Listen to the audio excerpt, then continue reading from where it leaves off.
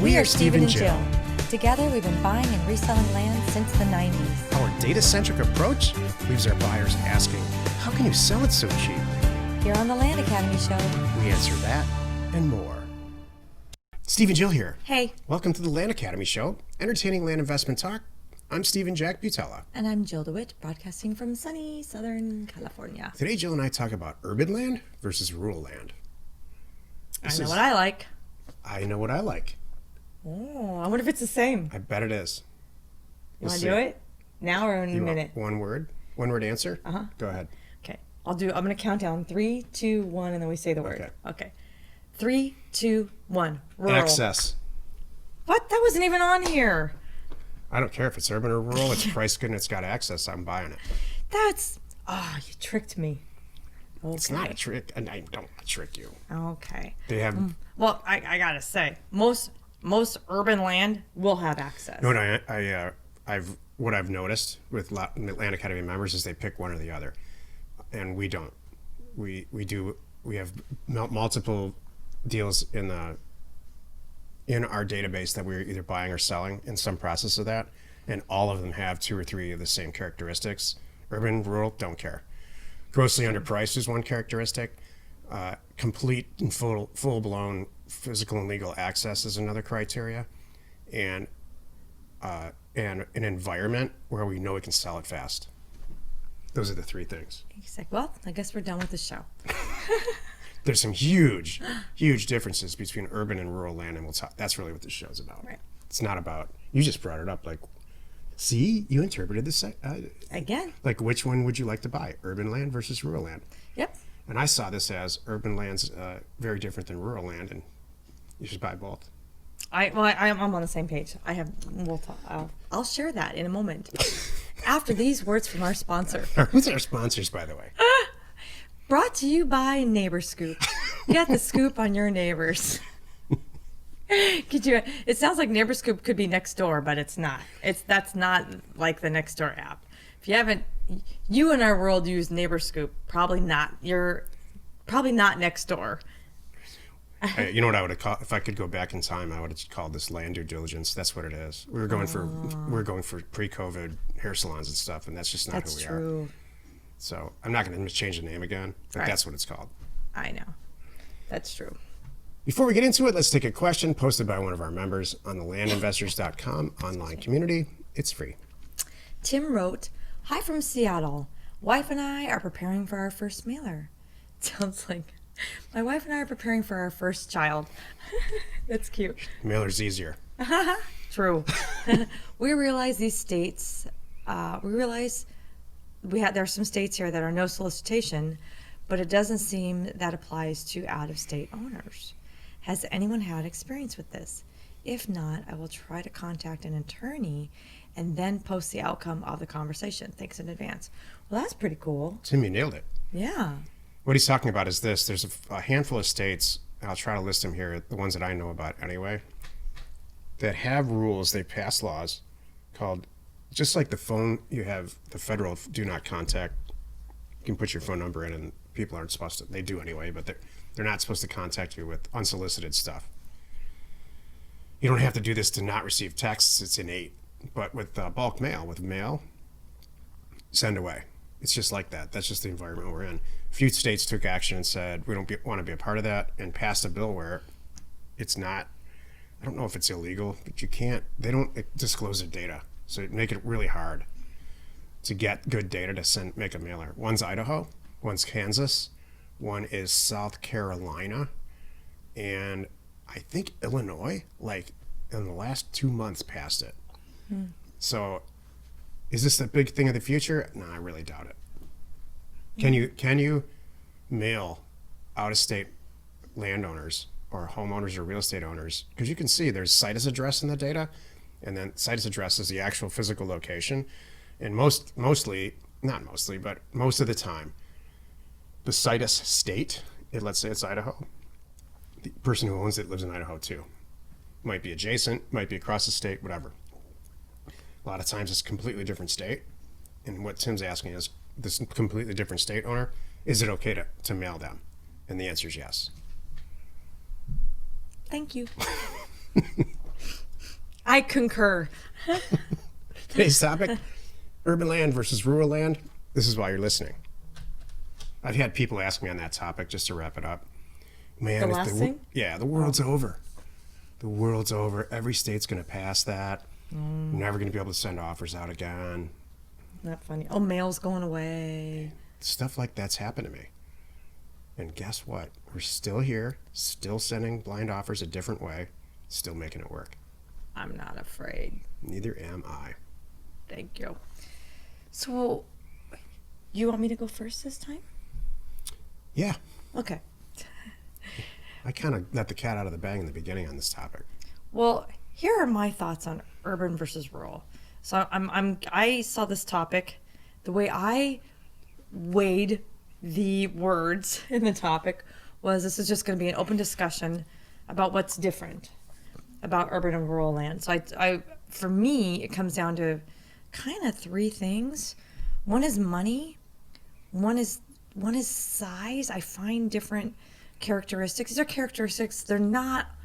It's obviously not 100%, but some things urban and then zoning. So traditionally, when I'm working with urban land, so closer into the city, that's really kind of the difference versus way out in the country. Rural. I find that often a characteristic is they're more expensive because it's next to a gas station or it's next to a mall or it's next to a $1 million house or whatever it is. I find that. Sizes, I find a characteristic. You can chew this all up if you want, you know. No, Yeah, I actually, your perception on this is really, it's not the same perception or take that I had on it. So it's goodness. Go ahead. At the end, I have some stuff to say. Okay. Size, it's going to be hard to find. It's going to be really hard to find a 40-acre property, downtown versus 20 miles that way. And then zoning. Zoning, you're going to have a lot. It seems like you have a lot more choices. Obviously, we're going to have the commercial area. We have a residential zoning. We may have some agriculture or whatever it is. A lot of this, of course, carries out into rural areas too. But it seems like most of the time I'm going to find commercial in an urban area. I'm not as often going to find commercial out in a rural area. So that's number one. I want to add to how I feel about these, right? What is my choice? Do I like urban? Do I like rural? I like them both. I mean, really. I love rural because it's just so darn easy. I just love it. I like acreage. I like landscape. I like trees. I like that better than a dusty infill lot. Yeah, maybe just the most awesome, amazing half-acre infill lot you could on the planet. That we just took down because this guy was going to build there, and then he passed on, and the family finally got it done with probate, and yay, it's a great situation. It's worth so much money. Okay, that's awesome. However, it's not as dreamy to me. So that's the thing. So I do them both. I see the value of both. And I see the value of having a varied portfolio. I think it's important when you talk to sellers, they call you back. I always tell everybody, ask them, what else do you have? You never know. Because I have uncovered some gems that way. Because I thought, I didn't think you'd be interested, but I happen to own, this piece of property next to the strip mall. Are you flipping kidding me? It's paved on a major thoroughfare. Yeah, I'm absolutely interested. They're like, I didn't know. I thought you only wanted the ranch property. No, I like it all. We bought a property adjacent to Walmart like that 2 years ago. There you go. That kind of a thing. But what I do want you to say, that's a positive for me, is, I like having a varied portfolio. It's a good thing. Be careful, though. Then I have a negative, and then I'm going to hand it back to you. My negative and my only caution is stay away from something shiny syndrome. That's good advice, actually. Yeah. Watch that. Like, put it on I would seriously write this on a sticky note, put it on your monitor, and glance at it often. Something shiny syndrome. It's a real thing. I like this. SSS. I'm going to go with this. The S cubed. Anyway. S cubed. S cubed. Something shiny syndrome is getting all excited and all hung up on a property that's too far out of your niche. I want you to be careful. Like, I'm buying a golf course, I'm buying an island, I'm buying whatever, dream it up, a marina. Do you really want to do that? We had a gentleman, I just turned down a deal about, by the time this airs, it'll be like 10 days ago. Someone confidentially in our group emailed me what could be a good deal. It was in Florida. It was a development opportunity. Yeah, it was 34 acres in a subdivision. I'm like, is there a flood issue? What's going on with this? And I pulled it up and I'm looking. I'm like, no floodplain issue. No, it's paved. I mean, it's like, it really is, when you first glance, a great opportunity and a great price. So now I'm dropping everything and doing this here and getting into it. And I'm looking around and I'm picking up on, it's like somebody just subdivided this area, and then a variety of different builders came in, like Lennar Homes came in, some other different people came in. You know, they do that. You might have Richmond American over here and Lennar over here and whoever over there. Now you have my attention. Okay. Yeah. Go ahead. Okay. So I can see, okay, these builders isolated these things within this all big, community, this subdivision. I'm like, why did they skip over this piece? And I'm digging and digging, trying to figure out why. Come to find out, it was a couple emails back and forth. And the whole point was, when whoever did with the city planned this out, they had a cap on how many homes can be built. It was like 368, and they were at the cap. This particular piece of dirt, which is a beautiful piece of land, was deemed open space. Now, so here's like, all right. What's the use of it at all? Open space, none. You Never. have to, nope. Well, not never. So I said, I had to dig a little bit. And so the person who brought me the deal said, well, here's the scoop.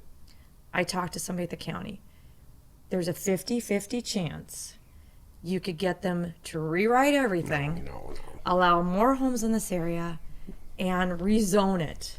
No, there's not. Right? And I'm like, It's not a 50-50 chance. that's a at all. 50-50 for me is like stupid. I mean, I can go to Vegas. Even I 99-1. can go to Vegas and get those odds. Exactly. So that's what I had to, and so this is my Even point. 99-1, I wouldn't take. Exactly.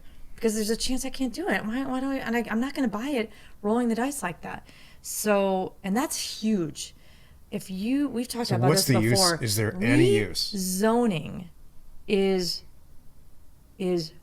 often time consuming, difficult, expensive, and not worth it. I'm going to edit that sentence.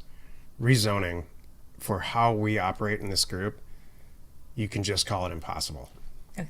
We're on the same page. So If you're Shea Homes, rezoning farmland in a place that's typically gets rezoned, and you have an office building full of people who are entitlement experts, it's very likely that it's going to go in your favor. Yeah. But for and you've what got it's- 5 years to do this. You don't yeah, care. And it does take 5 years. Yeah. That's not the business we're in. That's exactly right. So how much was this property? This 40? Was it 40? No, yeah, well, it was 32 or something like that. It was 32 with the easements. Did you know that 40 acres It was $100,000, you with guys. easements around Okay, hang on a is minute. 32 acres? Go ahead. Oh, okay, thank you. All right. So it was $100,000. It was 100% correct. The person said this could be worth millions. Did you offer them 10? No, not even gonna. Why? I can't do anything Just with sell it. it as open land. There's nothing you can do. Nothing you can do with it. It's not worth it. Can you go sit on it? No, there's nothing you can do with it. I don't even think you can take it. It's, follow me here. You're going down something shiny syndrome. S cubed. I'm calling S cubed. But I don't mean to pick on you. No, I don't see it that It way. wasn't worth it. It was, and so here. I saw the deal come in there, Yeah. and I didn't share with you the deal because they emailed us both. It's kind of on my side of the sheet right now, and I appreciate you letting me handle it. So I just did a conversation without involving you because you don't need to be in the email back and forth. And so when I got that back, so I quickly emailed and I said, now I see the problem. I hope you also see these red flags are huge. all right. So I have It's a bunch not worth of questions. my time anymore at this point. It's not worth $100,000. I'm not going to gamble and try to get this rezoned and wait a year if I'm lucky for all of this. It's not. It's because it could go wrong. And I said, and I very nicely said, this is why I opened the next envelope, and How did this pick the good property deals. originally come across your acquisition environment? It was just an email. Okay, stop right there. Please, everybody, listen to me. We have spent 25 years creating what I think is the perfect mechanism. That's not for, how we found the property. for deal flow. Oh, no, Did I it think come he did. from a mailer? Yeah, it came from a mailer, and and then he was. Our mailer? No, you're okay. missing it. Oh, I'm sorry. So please No, hold on it a was- second, Joe. sorry, Okay? I know you're excited. Without question, if you get a deal in that's not from your own mailer, It was. Oh, for me, right. I know what you're saying. we sit down and target places very methodically, Jill and I, through talking to people and figuring out where we want to buy property so we're in control of it. And so you're exactly right. It is shiny stuff. Yeah. When you get a deal that's outside of that environment, when somebody calls you or a broker calls you or that is not directly from a mailer that you sent, beware. Well, just be careful. That's my whole something shiny syndrome. That's the bottom line. Again, you're asking these questions, you find out what else they own. For me, this is not something that I don't do normally because I do deal funding for people for property types in areas that I'm not targeting right now all over the country. So that's that's how this was presented to me. Like, hey, I need the money. You got to see this. This could be fantastic for both of us. And he was right. Really, it's just, again, for the reason that I already described, I'm not going to go down that path. And that's what I told him. So here's the thing about urban land, and back to the topic, urban land versus rural land. The motivation for each of those seller types is verbatim exactly the same. They just want to get rid of it. They might be different types. The motivation is the same. The types of sellers might be different. Rural land tends to be mom and pop, or if there's some event, a family event. And the urban land may not, may be an older guy who owns a company who's just kind of done. And it's the last 10 pieces of property that he's ever had in his life, and it's just over. So in both cases, you still want to talk to the seller and get the sense that, I just want to get rid of this. Price is not really my main factor. So that's super important. The thing about urban land is that someone's going to use it. The person who buys it is going to drive there. They're going to look at it before they sign the check, and they're going to say, I'm putting a house up, I'm putting a condo complex up. It passes all my tests. Last year, Jill and I did a property zone for a motel, and the person who bought it is putting up a motel right now. Rural land, not so much. You're kind of selling that little house on the prairie dream. So you have to look at these two, before you pull the trigger on buying these two types of properties or target them in a mailer. You have to consider who's going to buy it from you. And it's a very, very different marketing situation. You're selling a dream with rural land, and you're selling use for urban land. So that's a pretty material difference. If you're brand new, to actually buy, the process of buying a piece of urban land versus rural land is exactly the same. There may be some tiny little city municipality caveats that go on with buying urban land, but usually no. I say do both. I do too. That's my thing. Happy you could join us today. 5 days a week, you can find us right here on the Land Academy Show. So the episode on the Land Academy Show is called Land Academy member Jason Mayfield and his interview with Jill and I. You are not alone in your real estate ambition. I was thinking about that property. We closed on that motel property. I think it was It's in December. Yeah, November, December. And then COVID hit. I know. And it just dawned on me, if that person is still on path building It didn't that just dawn on me. that motel, it's like, wow. I feel fortunate I do too. because I haven't always been on that side of the economy. Yes. I'm usually on the other side. Yeah. Like I'm stuck with all this property and the thing crashed. Right. Or That's I'm in the middle of a amazing. construction project and the COVID happened. Well, the good news is Amazon was building a massive place down the street. Yeah. So It's going to be fun. that could be people that would, I'm sure that's what they're thinking too, who would use the motel coming into the facility, check things out, who knows, whatever. But I bet there's a they've lot got it. around there. By now, I bet. Plus, the area of the country, they don't stop for stuff like this. So where that is, Yeah. they're not. It's not like California. It's amazing. I'm I'm going to go look it up. Fingers crossed they're okay. No construction has I stopped. want everybody to be okay. I mean, I have not seen a halted construction project. true. I mean, certainly not where we live, That's true. just driving down the street. So I hope so too. Yeah. Thank you for tuning in. We hope you find our content valuable, and we really appreciate your support. If you haven't already, please check out our YouTube channel and hit the subscribe button. Your comments and suggestions help us create the type of content you're here for. Hitting the like button on your favorite episodes helps to support our channel's algorithm and gauge your interest for future shows. And you know me, it's all about getting that data.